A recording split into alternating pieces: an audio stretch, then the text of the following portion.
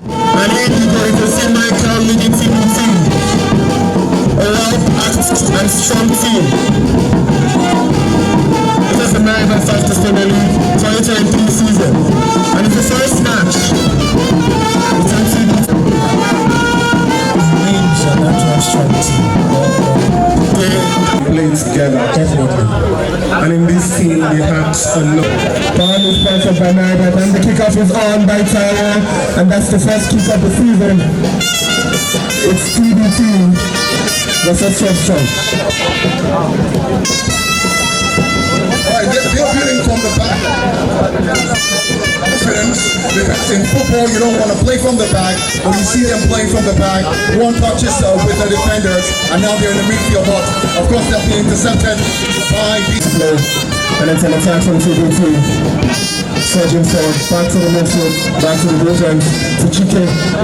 Chike gives it back to Michael. We're here to make this good football. We're here to be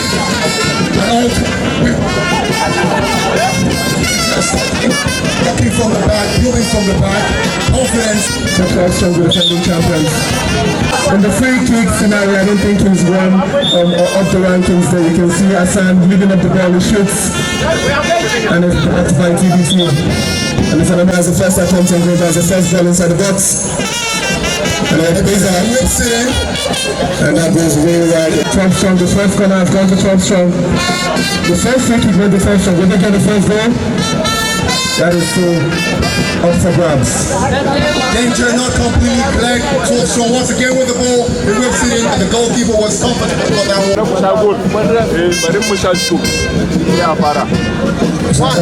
You've told us that I want to make a substitution. Who do you think they're looking for this game? I only want to see Sadiq Katika.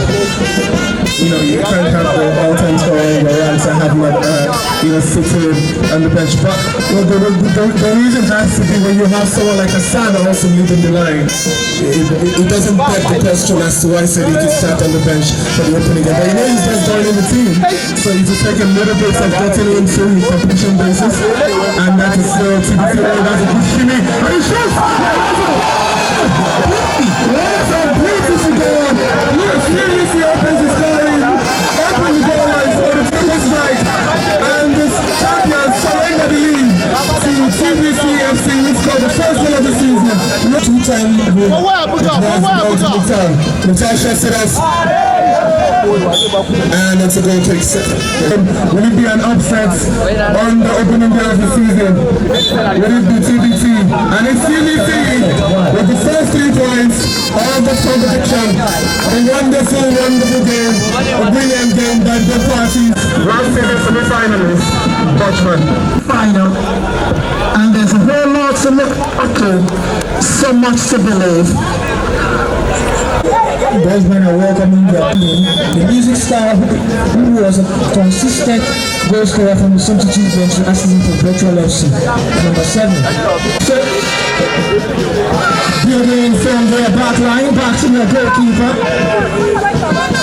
to the far right side, to the captain of the side.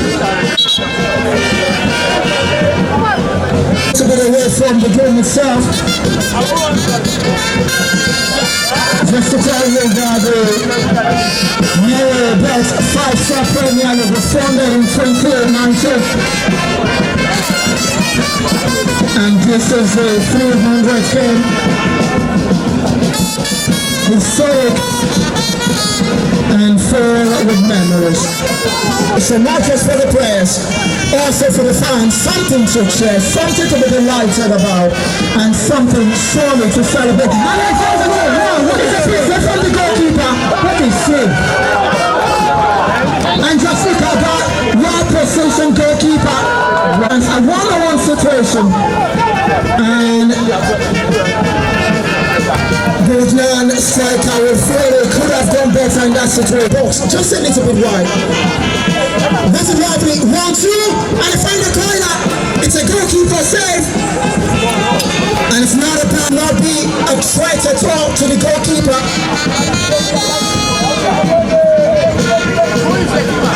And here comes Portland. Maybe. Got it again, Dutchman. I mean, silky. An equalizer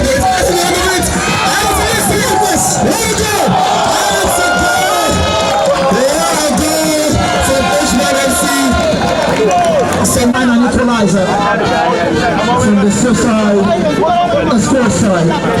Consequent suicide squad led to the goal, and it's 3,000 in the back for Dutchman FC. And here to Fantastic performance there in the world of grassroots football. Welcome you on the show, 360 Sport on Trust TV. I'm Adini Shafe. We just have to always celebrate our sportsmen. Fantastic performance from those footballers there. I have in the studio Emmanuel Fashion. Good to have you, Emmanuel. Thanks for having me. Right now, we'll be looking at a particular sport that is gaining momentum in Nigeria called Unicycle. Unicycle is really getting that particular accolade because a lot of young Nigerians are going into that sport. It started just like the way tech ball came. Unicycle has been a system for a while, but right now, a lot of Nigerians are into it and they are really at least thriving in that sport. Right now, we'll be joining Lagos to talk with a lady who has really done when it comes to this sport. She has been a coach. She has also been competing in this particular sport for herself. And right now I have Kelechi Oko joining us from Lagos. Good to have you, Kelechi. Thank you very much. It's a pleasure to be here. Okay, good ones. Kelechi Oko is a coach of Unicycle. A lot of young ones are into it. And first of all, Kelechi, this sport, Unicycle, let me ask, how did you get into it before we talk about you being a coach? Okay, so I tried for the first time around Ikoyi axis. I met a certain man, quite elderly and widely traveled. So he said he learned it from a country in Europe. When I saw it at first, I was surprised. I was thinking at like, how can someone ride something with just one wheel? That was my confusion. And I approached him, asked him, is this some kind of magical trick or is this something learnable? I was like, learnable. Really? Could you teach me? He said, sure. Then I decided to learn it. And in like 3 weeks to 1 month, I was able to learn it. Then I decided to improve at it. I started watching white boys, white girls, Chinese girls who are very professional at it. Got to improve my skills, learned a few tricks and all. And I did it with so much passion, so much consistency, because consistency is the goal. When it comes to Unicycle, you have to be very consistent with whatever you do. So with so much consistency, I became professional at it. And then I started coaching young kids and adults around my environment. A good one there. Now, seeing those young, at least you can see some young kids there that you have been trained. I guess these are your your students. Well, we'll be talking about Unicycle sport with Kelechi Oko, and this sport is really gaining momentum in Nigeria. If we look at it, it looks very kind of undoable. But according to you, you started like a joke, and now you are right now becoming a coach in it. Tell us, when it comes to Unicycle in Nigeria now, can we say it's a sport that's just the way other sports gain momentum? Is it going to be like that? Is it really getting that support or accolades? Yes, in due time, it's going to be a sport that is as popular as football. Because, the thing is, whatever sport gains momentum is done by those who do the sport. So how much passion do we put in? How much publicity? How much work do we put in? How much people do we train? What are the number of people that can do it? And what are the available competitions? Just like anything new, it's the effort that is being put into it that brings the results you see. So right now, myself and my coach, we are working on a Unicycle marathon competition. Where with that platform, the sport can be projected more, having to liaise with the Athletics Federation and the Cycling Federation. So with media and so much publicity, that would project the sport more and get more people to be interested. I like to call it an artistic sport because it's a sport that you can convert into so many hybrids. You can juggle with it, you can dance some synchronized choreography with it, you can even skip with it, you can play basketball with it. I believe some of the slides have shown the different hybrids of this artistic sport. So with if we're able to put up that Unicycle marathon, I believe that would project the sport more. And I'm also working on setting a Guinness record with it. I believe that would give it so much projection. I'm looking at doing the longest distance covered on a unicycle, playing the drums on it. So if I do that, I'll be using the third mainland bridge. I'll commence my I've commenced my training. So I'm projecting to set the record by next year. Okay, from what you are saying right now, you want to also project yourself for Guinness World Record, right? Yes. Okay, so the plan is going to be for 2024, where you want to do that on Third Mainland Bridge in Lagos. Yes. Okay, So right now, aside you pursuing that particular dream of Guinness World Record, what about, we saw some young kids there who are really doing well. You said they can actually juggle with it, ball or basketball. You can also do skipping rope on it and all that. But aside that, is there any competition on ground for this particular sport in Nigeria? In Nigeria, no. So we are trying to, myself and my coach are trying to bring that up. But outside Nigeria, there are so many competitions. We have the European Unicycle Tournament. We have the World Unicycle Championship. That was rounded off last 2 months. It was hosted in Japan. So even the American Society of Unicyclists, they always have timely competitions, periodical competitions where they do unicycle racing, flatland competitions, stunt competitions, unicycle basketball competitions. Their competitions are quite categorized because of how famous the sport is over there.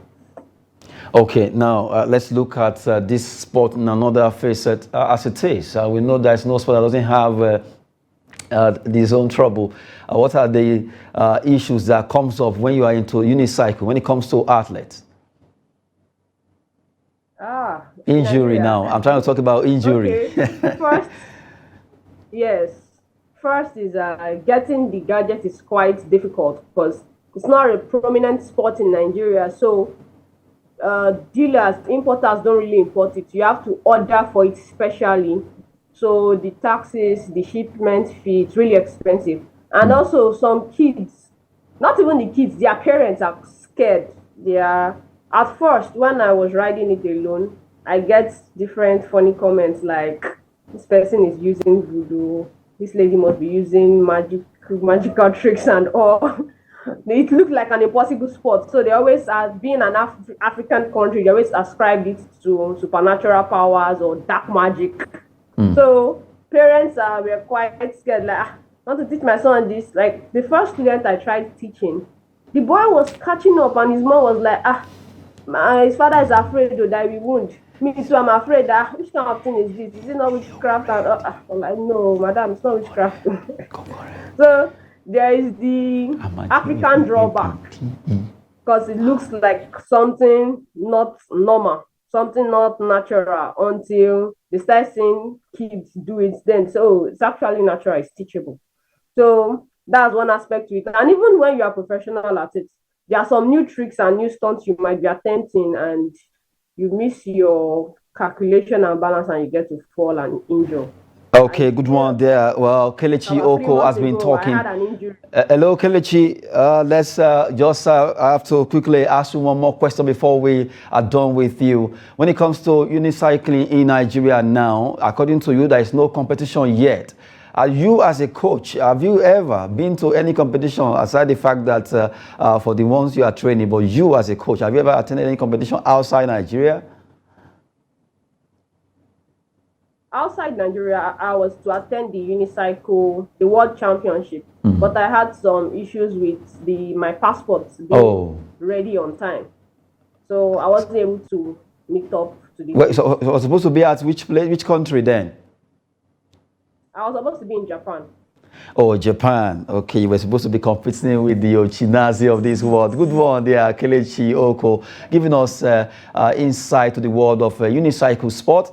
It's gaining momentum in Nigeria, and a lot of Nigerians are really going, especially the young ones out there. This is a sport that you can also allow your young ones to go to. That's the coach there, Kelechi Oko, trying to see how she can build this sport in Nigeria. And very soon, she said she wants to go for the Guinness World Record 2024. by trying to see how she can at least set a record there. Well, good one. Nigerians are always very good at whatever they want to do, and this sport is gaining lots of momentum in Nigeria. That's why we just had to talk with the coach this moment, Kelechi Oko, joining us from Lagos. Well, one more, at least we'll still be having you at least more time on the show so that we can continue to talk about this sport to gain momentum. Thank you so much, Kelechi Oko from Lagos. Thank you for having me. Okay. Pleasure. Yes. Well, we just have to talk to Kelechi Oko there. You saw that lady there, and also the young one she's coaching. Can you do that? A nice one. Though, like she mentioned, the sport is kind of scary, but it's a very good sport. Some of these sports, over the years, some started as a recreational activities. They never saw it as something that could maybe bring income or maybe give some persons job. But right now it has moved from that recreational aspect, though all sports are for recreational purposes, but to an extent it's also business. Now it has moved from that aspect, let's just use it for physical fitness. Now it's gaining the kind of recognition it should have. You mentioned of tech ball. Tech ball also started like this, but now it has now become a sport that is acceptable globally. And now the Unicycle already is a sport that has been accepted, as in that has been in vogue in Europe, but this part of the world, in Nigeria, I can't say the whole of Africa, in Nigeria, it's not something that is popular. We know what is popular down this way, but for Kelechi to actually maybe going into this sport as the first, because for me right now, in my opinion, she's the first person that will actually be going into this sport, that want to propagate it all over the 36 states of Nigeria, and it's a good one, it's a welcome development. All she needs right now is the support from the sports-loving Nigerians, the Federal Ministry of Youth and Sports, and then let's see how we can actually move these sports forward, because it's a very nice sport. Though it's scary, like you asked me, I can't do it because even if you climb that unicycle, it looks as if you want to fall down. And for the kids who are actually pulling weights right now, so I saw those kids. It's a good one. That Operation Catch Them Young. They are quite young. They are very flexible and they can do it. And if she continues this way, like I said, she just needs the support. Let the Federal Ministry of Youth and Sport Development, I believe they will see this. They must have noticed. Let them support this lady, and let's see how this sport can just go wide in Nigeria. And then probably we can, if they feature this sport in the Olympic, we will have our own representation there. Now, talking about unicycle sports in Nigeria, well, it's getting that particular accolade, and that's why we just have to showcase it in a way to also give our own support by pushing for the popularity of that particular sport. It's just a sport really meant for the kids, and really skating, just like skating, and also not forgetting the fact that right now they are doing so well there. Congrats to Kelechi Oko, who has actually joined us, and right now the sport is gaining momentum. We'll continue to push for that sport development called Unicycle. Away from the unicycle sport, let's talk about basketball taking place in Kaduna. Well, let's look at this precisely in Zaria. The Nigerian Basketball Federation Women's Basketball League qualifiers that was played yesterday. Nigerian Army basketball team, they lost against Nigerian Customs in that game 66-30, while Nasarawa Amazons ladies also, they lost their game against Air Warriors, that is Nigerian Air Force team, 78-45. Kada Angels, they fought hard, but they lost out against Plateau Rocks. I guess those rocks were too big that actually brought them down. Crack. 72-46 in that encounter. It will be ending on, that will be tomorrow, or rather on 17. But right now, this is the result of the game that was played match day 5. That was yesterday. Nigeria Army, Nigerian Custom, Air Warriors, Kada Angels, Plateau Rocks, and Nasarawa Amazons in the Women Basketball League qualifier. Yes, just as is going on at the Ahmadu Bello University Zaria. So also it went down at it's going on at Samuel Ogbemudia Stadium, and all the final phase will come in Lagos. And for the result, I think Nigerian Custom is on course of qualifying.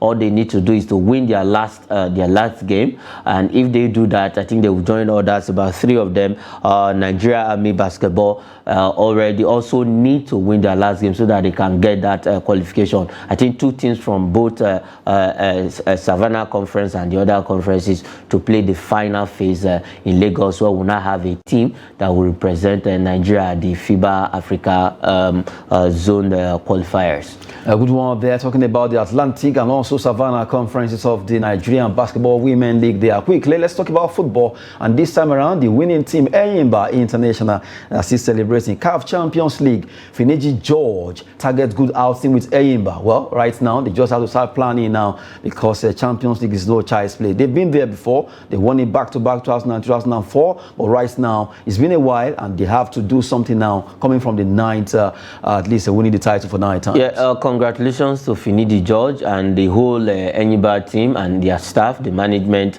and everybody, the fans who actually supported that team. For Enyimba, they are one of the biggest team when it comes to football in Nigeria, and then they are also a force to be reckoned with when it comes to club football in Africa. They've won the Champions League. They have that status of a team from Nigeria that's won the Champions League, and they did that very well by winning it back-to-back. So they also did what Al Ahly did by winning the Champions League back-to-back. It's not every team that can win the Champions League, come back the following season and defend it and win it again. And for Enyimba, they'll be going back to the continent. It's just good they start planning right now, because when you are playing in the continent, you meet other African teams that are also better. And the teams that usually give trouble are the North African teams. We've not really been able. That's why Enyimba defeated 2 African teams to win the Champions League in 2003 and 2004. It has not been easy with our team playing against the North Africans. But for Enyimba, I believe they have the quality, they have the pedigree, and I'm just happy for Finidi George, who actually took the bull by the horn by coming back home from Spain after doing some things with Real Betis Team B.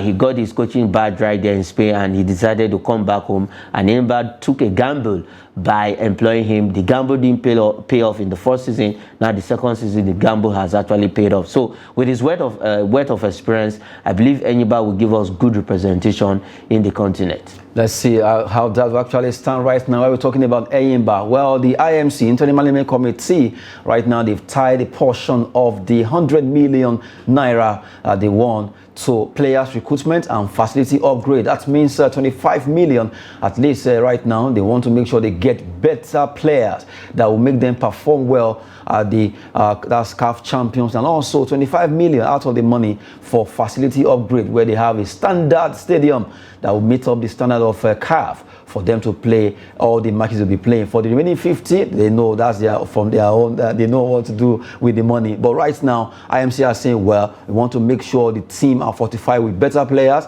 recruitment, and also facility upgrade. Good one coming from the IMC, trying to see how they can make the team representing Nigeria at the CAF Confederation or CAF Championship to do better next season. Away from that, let's look at the last straw on the show. That has to do with Manchester United. They want to move for Kylian Mbappe if Sheikh Jassim bin Hamad Al Thani takes over. Well, right now it's been a deal of taking over there, and right now it's possible that Hamad will be announced as the new owner of Manchester United. And if that is done, they could be going for Mbappe. Yes, money speaks, and you know, when the Arabians are around, they have the money to throw around, and that is what Manchester United is looking at right now. And for that, for bin Hamad Al Thani, definitely will take over Manchester United, because at least they've gone, let me say, 90% of taking over Manchester United, or 70 thereabout, has been done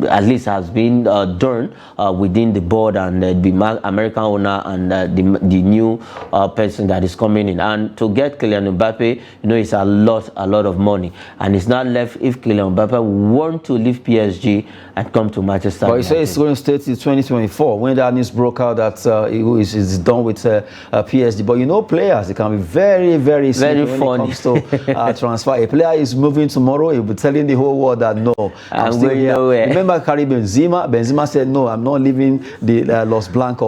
The next day, he was already on his way to Al-Ittihad in Saudi Arabia. So these guys are actually funny. And for Manchester United, I think they need what is called a very key signing, a marquee signing, to actually make a statement Manchester United need not just the Carabao Cup, they need a very a big trophy like the Premier League or the Champions League probably. That would be a big one there if United had to move for Kylian Mbappe, scooping this player, which Real Madrid also, they have their eyes on him as they don't know what's going to happen between Florentino Perez and the ownership of Manchester United. That will be it on the show. We've had Kelechi Oko joining us from Lagos, a coach of Unicycle, the sport gaining momentum in Nigeria, alongside Emmanuel Fashimi in the studio. Thanks so much for coming on the show. Thanks for having me. I think I will try out that sport. And I just want to beg that you should not fall. I'm Adeni Jisha. Sport is always business, as you say, and also fitness. Thanks for watching.